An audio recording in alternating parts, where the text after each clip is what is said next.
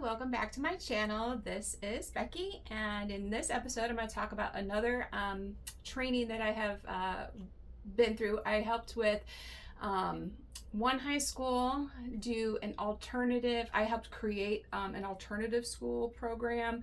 There were about 3 gen ed teachers. I was a special ed teacher. Each of them had an aide. I did not. We had a school counselor. We had a building principal, and we had a secretary. So those were the only adults that were in the building.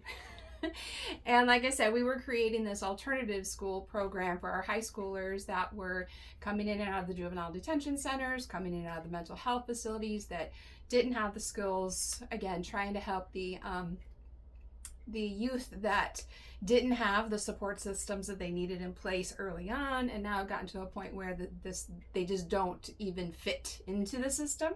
So we were creating an alternative environment that would allow for us to really help the whole student, not just academically, which of course we would do, but to do other things. Like we had the students volunteering, doing Meals on Wheels to deliver pre-made meals that were donated to elderly and the gentlemen and ladies that were passing away in their homes, so that we would drop off these pre-made meals for this organization called Meals on Wheels. It gives the kids a chance to feel good about giving back into society, especially when they feel like downtrodden and like everybody is like against them. So to be able to give back always feels good. So that was a wonderful experience that we were able to give these kids who never were, in a position to give. And then we would take them to do things like twice a year, once in the fall and once in the spring. We would take them on field trips to the Indiana Dunes, and we would teach them about conservation and just nature and the wildlife, and just anything that we can make the educational experience come to life for these kids, because most of these kids are so downtrodden in life in general that their spirit has been crushed. And if your spirit's crushed, then what's the point of getting up and getting ready and having a life if everything you do is going to be squashed every time you do it, right? So we wanted to give these kids chances to get out into the community and actually have some positive experiences, that they wouldn't open some doors that they wouldn't be able to experience other than through this program. And it was, we were adding a yoga component and a weight room, and just, it was great getting to be part of that team. And so when I was on that team, the principal there was trained in something that was called QPR.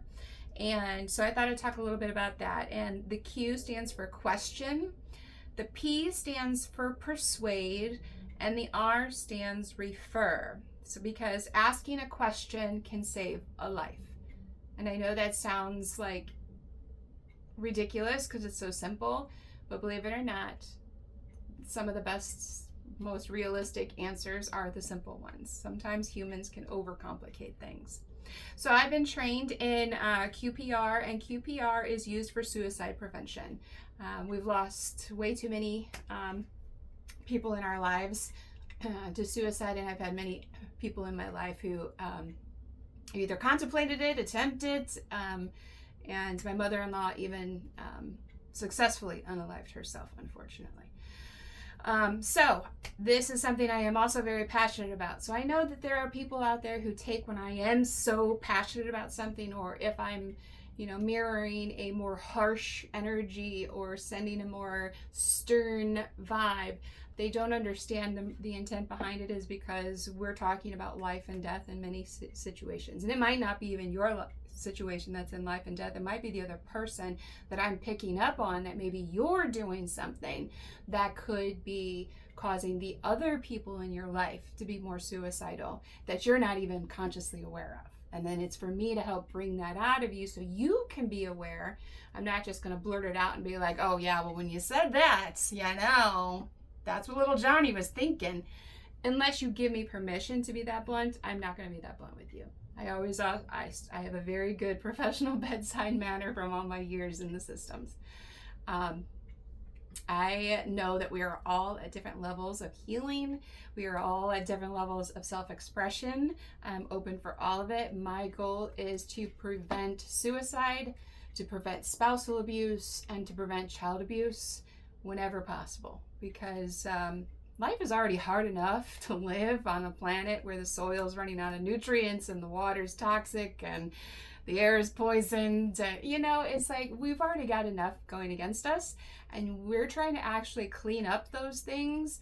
And so we don't need all the other additional unnecessary stresses of, you know, just disrespect and rudeness and, you know, all the things that God warns us about, all those worldly ways. We need to kind of keep people on the same direction, going on the same page where they need to be. And we got too many people that want to be backseat drivers or grab the wheel from somebody else. And it's no, everybody needs to be in their own lane, in their own vehicle, riding solo until God says otherwise. And if you do find your partner, then you both should be equally yoked and able to handle this journey together. And if not, you need someone to talk to help you through it, go ahead and reach out. We'll do a free consultation, and we'll see how I can help.